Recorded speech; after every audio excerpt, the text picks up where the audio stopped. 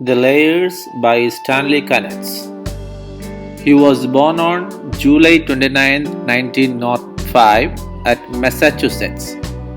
He was married to Helen Pierce in 1930. He was drafted into the Army in 1943 and discharged with the rank of Staff Sergeant. His talent was appreciated by a number of awards.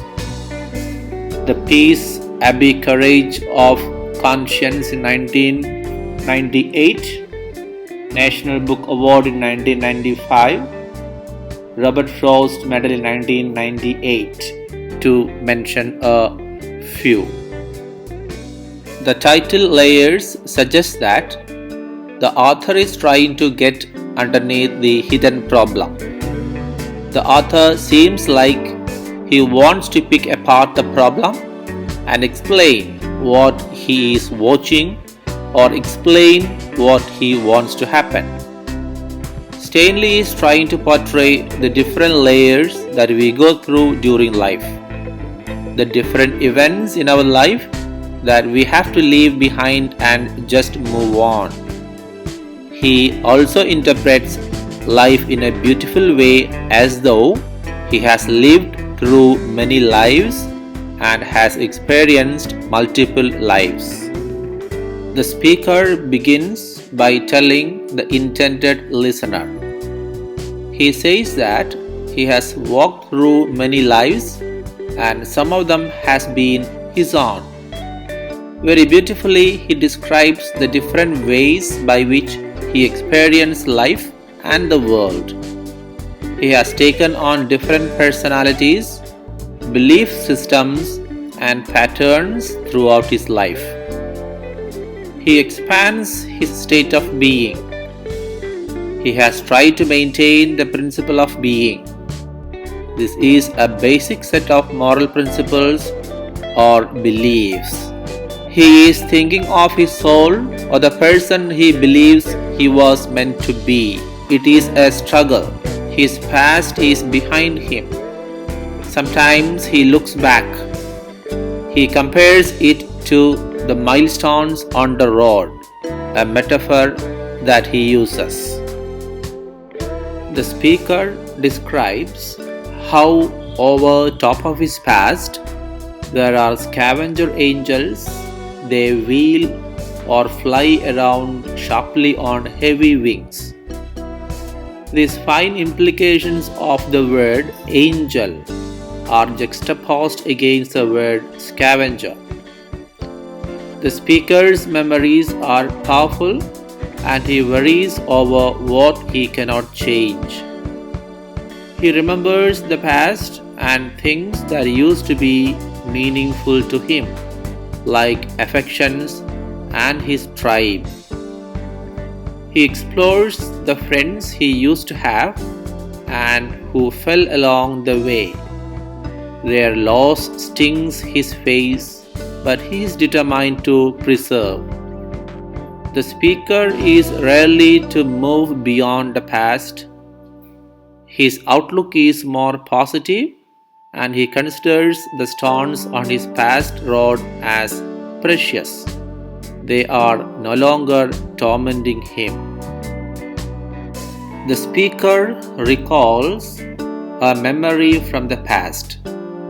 There were times in the darkest night that he would hear a godlike voice.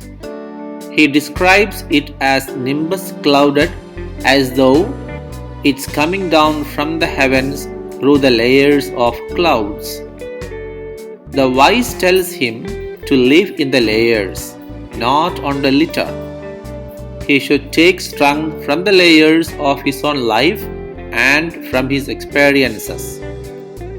The speaker should not stay amongst the litter.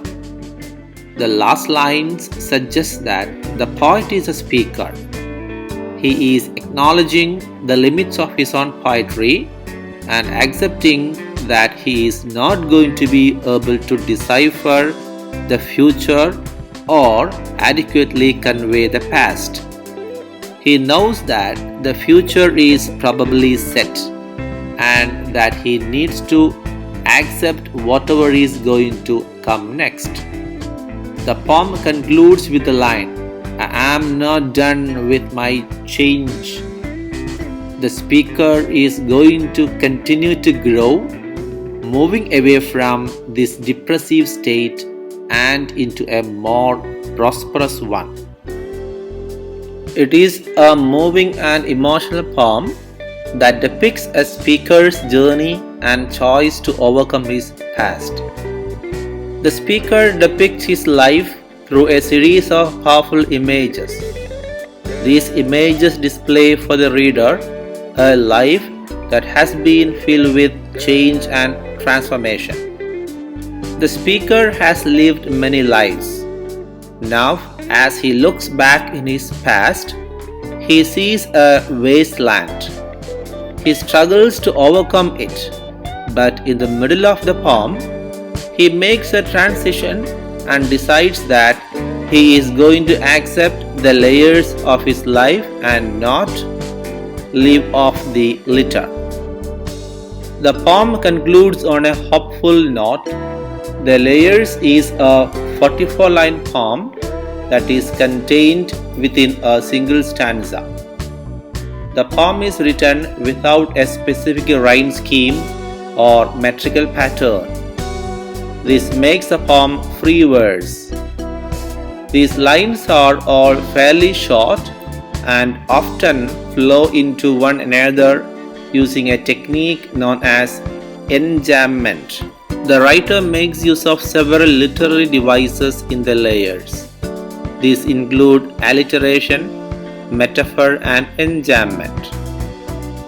The latter enjambment occurs when a line is cut off before its natural stopping point. Enjambment forces a reader down to the next line and the next quickly. One has to move forward in order to comfortably resolve a phrase or sentence. For example, the transition between lines 4 and 5, as well as that between 15 and 16. A metaphor is a comparison between two unlike things that does not use like or as is also present in the text. When using this technique, a poet is saying that one thing is another thing. They aren't just similar. There is a good example in lines 13 and 14 when the poet is depicting his past, his memories, and his losses as abandoned campsites. Alliteration occurs when words are used in succession or at least appear close together and begin with the same sound. For example, wheel and wing in line 16 and friends and fell in lines 23 and 24. Thank you.